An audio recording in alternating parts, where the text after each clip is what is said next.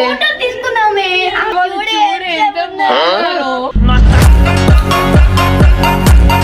మనం చూస్తున్నానే, మనం ఎక్స్ట్రాల కోసం వీడియోలు తీద్దాం పదనే.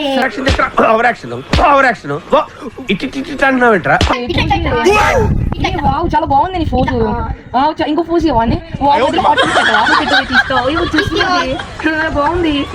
ఓకే ఓకే ఓకే కొంచెం బాగుందా? చూపి చూపి. బాగానే ఎక్స్ట్రా తింటున్నావు. నీకన్నా ఎక్స్ట్రా లేవు తినలే కానీ కొంచెం ఇంటి వరకు